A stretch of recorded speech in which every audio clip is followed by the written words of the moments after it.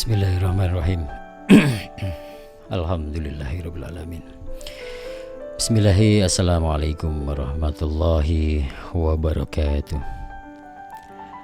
Innal hamdalillah wa syukrulillah. La haula wala quwwata illa billah. Asyhadu an la ilaha illallah wa asyhadu anna Muhammadan abduhu wa rasuluhu. La nabiyya ba'dah. Qul in dhalaltu fa innama adillu ala nafsi fa in tadaitu fa bima yuhi ilayya rabbi. Khafilah kawan-kawan sekalian yang mudah-mudahan malam hari ini dalam lindungan Allah Subhanahu wa taala. Malam hari ini dalam kasih sayangnya Allah Subhanahu wa taala. Alhamdulillah saya bisa menjumpai Anda semuanya dalam keinginan saya malam ini ingin bertemu dengan Anda gitu ya. Qadarullah ini di channel ini dalam muhasabah diri ya. Kawan-kawan sekalian, jadi kalau malam ini saya pengen muhasabah gitu ya. Di mana muhasabah itu kan artinya perenungan diri gitu. Perenungan diri untuk menghitung apa yang telah kita lakukan sebelum Allah Subhanahu wa taala itu menghisab diri kita. Jadi kalau Umar bin Khattab menyampaikan hasibu qabla an tuhasabu, jadi hisablah dirimu sebelum engkau dihisab oleh Maha Penghisab gitu kan. Allah Subhanahu wa taala tentunya. Jadi sebelum kita dihisab Allah di hari pembalasan kita. Nah, ini begitu disebut dalam sebuah buku kan. Jadi ada buku manajemen muhasabah diri itu. Ini oleh Saifuddin Bahrun ya. Jadi kawan-kawan sekalian, merenung, mengintrospeksi, mawas diri, dan kemudian kita melakukan perbaikan diri terhadap apa-apa yang sudah kita lakukan, meningkatkan prestasi serta perilaku semaksimal mungkin. Tuntunan Allah Subhanahu wa taala menjadi dasar seseorang itu untuk melakukan muhasabah. Karena Allah Subhanahu wa taala dalam surat Al-Hasr ayat 18 yang saya yakin antum juga sudah hafal semuanya. Ya ayyuhalladzina amanu taqullaha wal tanzur nafsum ma qaddamat lighad. Kan ada kayak gitu kan. Jadi wattaqullaha innallaha khabirum bima ta'malun. Jadi hai orang-orang yang beriman, ya ayyuhalladzina amanu, hai orang-orang yang beriman, bertakwalah kepada Allah dan hendaklah setiap diri itu memperhatikan apa yang telah diperbuatnya untuk hari esok. Dalam artian adalah untuk akhiratnya. Dan bertakwalah kepada Allah, sesungguhnya Allah itu Maha mengetahui apa yang kalian kerjakan. Kawan-kawan sekalian, ya kita menyadari betapa perjalanan kita dari pagi bangun tidur sampai kemudian kita mau tidur kembali, betapa telah banyak dosa-dosa yang kita lakukan, betapa banyak kesalahan yang sudah kita lakukan, dan barangkali luar biasa nggak bisa kita hitung itu dosa-dosa kita. Jadi kalau ayat tadi, ayo kita bertakwa kepada Allah Subhanahu wa taala dan kita berpikir untuk hari esok kita. Jangan sampai kalau dalam muhasabah diri, jangan sampai kemarin yang sudah kita lakukan hari ini, yang buruk-buruk itu kita ulangi lagi gitu kan. Jadi kalau dalam sebuah hadis Rasulullah menyatakan, bahagialah orang yang sibuk memperhatikan aib diri sendiri daripada memperhatikan aib orang lain gitu. Ini hadis riwayat Tirmidzi dan Ibnu Majah.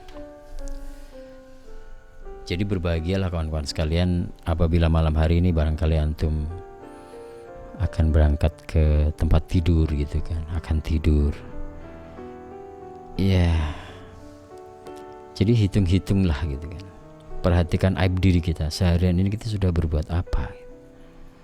Seharian ini kita sudah melakukan apa? Dosa apa yang sudah kita lakukan untuk Allah, untuk saudara kita, untuk kawan-kawan kita, untuk orang-orang terdekat kita, kawan kerja kita, dan kawan-kawan sekalian. Betapa bahagianya kita ketika kita bisa menghitung diri.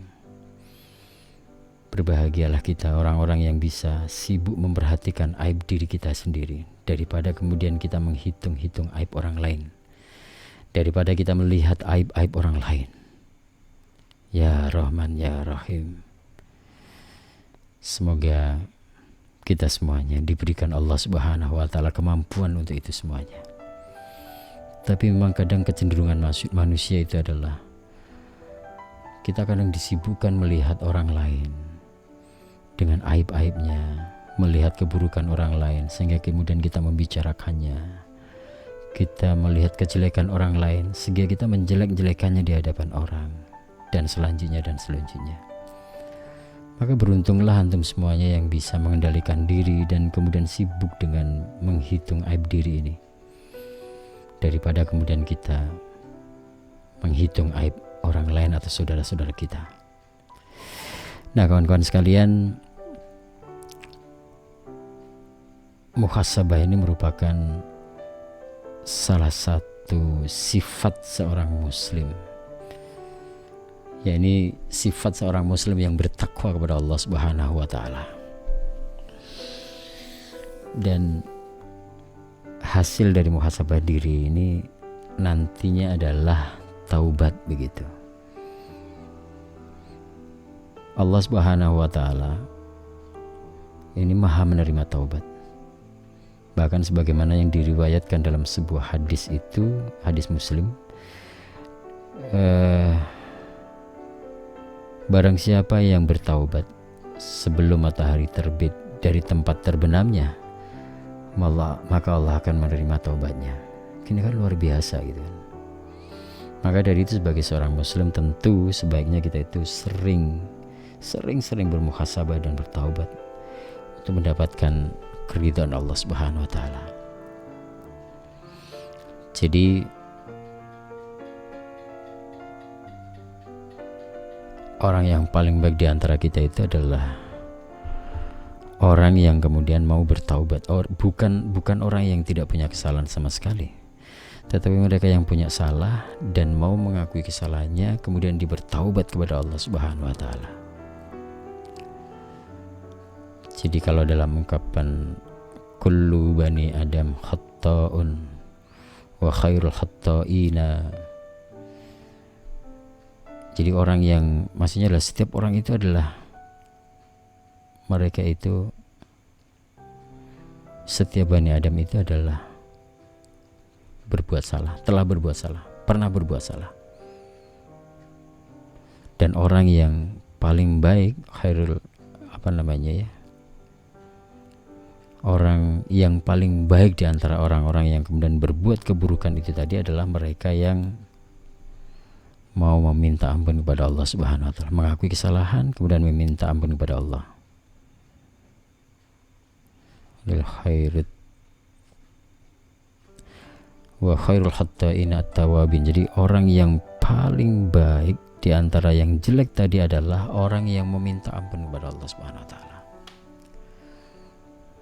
Maka seharusnya bagi kita semuanya, ini kawan-kawan sekalian, dalam muhasabah dari ini, sudahlah datang, ayo kita datang kepada Allah Subhanahu wa Ta'ala dengan segenap dosa-dosa kita, walaupun dosa kita itu sebesar langit dan sebesar bumi. Tetapi kalau kita itu ridho, ikhlas karena Allah, kita menghadap Allah, menuju kepada Allah dengan segenap taubatan kita, walaupun dosa kita itu seberat langit, seberat bumi. Tapi insya Allah, Allah Subhanahu wa Ta'ala akan datang kepada kita dengan segenap maghfirahnya, segenap ampunannya, sebesar langit dan sebesar bumi juga. Luar biasa. Jadi jangan sia-siakan kasih sayang Allah ini Jangan sampai kita mensia-siakan kasih sayang Allah. Allah sayang kepada kita, Allah cinta kepada kita. Kalau Allah mau, Allah buka aib kita di hadapan orang. Allah akan buka keburukan-keburukan kita di hadapan manusia. Betapa malunya diri kita, tetapi Allah ternyata sayang kepada kita, sehingga Allah belum atau tidak membuka aib-aib kita di hadapan manusia, sehingga kita bisa masih tersenyum, kita masih bisa bersama dengan kawan-kawan kita, bersama dengan teman-teman kita, bersama dengan saudara-saudara kita, bersama dengan semuanya. Karena aib diri kita tidak dibuka Allah Subhanahu wa taala, karena terlalu sayangnya Allah kepada kita. Oleh karenanya kawan-kawan sekalian, mudah-mudahan kita termasuk orang-orang yang kemudian pandai untuk bertaubat kepada Allah, pandai untuk meminta ampun kepada Allah Subhanahu wa taala. Karena percayalah, ketika kita mendatangi Allah dengan segenap dosa-dosa kita, walaupun dosa itu adalah sebesar langit dan sebesar bumi, yakinlah Allah akan datang kepada kita dengan kasih sayangnya, dengan maghfirahnya, dan bahkan maghfirahnya itu adalah lebih besar dari dosa-dosa kita. Dan dia akan datang sebesar dosa-dosa kita. Nah kawan-kawan sekalian, mudah-mudahan sekali lagi kita bisa bermuhasabah diri. Kita bisa, ayo kita ingat kembali dosa-dosa yang pernah kita lakukan selama ini, seharian ini, sehingga malam hari ini nanti kita akan tenang, kita akan tidur, kita akan beristirahat dengan tenang. Kemudian esok hari kita akan bangun dengan subhanallah, mudah-mudahan tidak ada dosa lagi bagi kita. Atau mungkin dengan ketika mau tidur kita memulai dengan sholat terlebih dahulu, atau apalah, silakan. Mengingat Allah Subhanahu wa taala itu lebih baik. Tidak ada yang bisa menjamin esok hari kita itu akan bisa hidup kembali. Tak ada yang bisa menjamin besok pagi kita itu masih bisa menghirup udara esok hari. Tidak ada yang bisa menjamin. Saya, Anda, semuanya gak ada yang bisa menjamin esok hari kita bisa bertemu dengan kawan-kawan kita. Bisa jadi hari ini kita mengucapkan Bismika Allahumma ahya wa bismika amut, namun kemudian kita tidak bisa menikmati indahnya sholat subuh. Dan ternyata esok hari kita sudah dimandikan, esok hari kita sudah dikafani, esok hari kita sudah diantar oleh tetangga-tetangga kita, anak istri kita, saudara-saudara kita, menuju ke tempat istirahat terakhir kita, yaitu ke makam. Kita dikuburkan oleh saudara-saudara kita, tetangga kita, kawan-kawan kita, bahkan anak istri kita. Nah kawan-kawan sekalian, tidak ada yang bisa menjamin esok hari kita bisa bangun dan masih bisa menghirup udara segarnya udara esok hari. Tidak ada yang bisa menjamin, karena Allah tidak pernah memberikan kabar kepada kita kapan kita akan diambilnya, kapan kita akan dijemput oleh Israel. Allah tidak pernah memberikan kabar itu. Allah tidak pernah memberikan kabar itu kawan-kawan sekalian. Tapi sebenarnya lah, Allah itu sebenarnya memberikan kepada kita tanda-tanda kematian, kalau kita bisa mau mengingatnya, kalau kita bisa membacanya gitu. Oleh karenanya, buat apalah kita berbuat keburukan setiap hari, padahal hidup kita juga seperti ini saja, seperti ini. Setiap hari kita melakukan aktivitas yang rutinitas, sebuah rutinitas. Pagi kita bangun tidur, berangkat kerja, di tempat kerjaan bersama kawan-kawan kita. Sore hari kita pulang dari kerja, kemudian sampai di rumah bertemu dengan anak istri kita. Setelah itu kita beraktivitas di rumah. Malam hari sama yang kita lakukan sebagaimana hari kemarin. Kemudian kita tidur lagi, bahkan besok bangun lagi, beraktivitas sebagaimana kemarin lagi. Kebanyakannya kita lakukan adalah hal yang sama dari kemarin, lusa, dan seterusnya dan seterusnya. Dan buat apa kemudian? Buat apa kemudian kita melakukan hal-hal yang tidak diperkenankan Allah Subhanahu wa taala? Ada apa dengan diri kita? Ada apa dengan jiwa kita? Ada apa dengan perilaku kita? Sehingga kita sulit untuk melakukan apa yang diperintahkan Allah Subhanahu wa taala untuk kita. Ya Allah ya Rabb, ampuni dosa kami ya Rabb. Ya Allah, semoga kita termasuk orang-orang yang pandai bersyukur kepadanya, orang-orang yang pandai kemudian mengakui kesalahan kita dan kemudian meminta ampun kepadanya. Ya Allah, astaghfirullahaladzim, astaghfirullahaladzim, astaghfirullahaladzim. Mata ini tidak lepas dari dosa. Setiap hari kita melihat sesuatu yang tidak diperkenankan Allah. Setiap hari kita melihat hal-hal yang tidak diperbolehkan Allah. Ya Rabb, telinga ini selalu kita pakai untuk mendengarkan hal-hal yang tidak diizinkan Allah.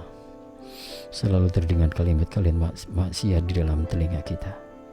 Ya Rabb, bibir kita ini pun selalu mengucap yang bukan ucapan-ucapan kalam Allah, bukan mengucapkan kalam-kalam yang diridai Allah Subhanahu wa taala. Tangan ini pun selalu memegang sesuatu yang tidak diperkenankan Allah. Betapa kemaksiatan itu selalu melekat dalam diri kita, kawan-kawan. Dan bukan tidak mungkin kita belum diberikan barakah Allah fid dunya wal akhirah karena sebab kemaksiatan kita, karena sebab keburukan-keburukan kita. Ya Rabb, kita merasakan pandemi ini betapa kemudian seperti ini, belum selesai juga. Bahkan kalau dilihat grafik dia semakin meninggi. Bahkan dari sisi keamanan, situasi kondisi negeri kita yang semakin hari semakin carut marut, ketidakpastian hukum, kemunduran masalah ekonomi, politik, sosial, budaya dan sebagainya. Dan ternyata Allah menakdirkan kita hidup di zaman ini.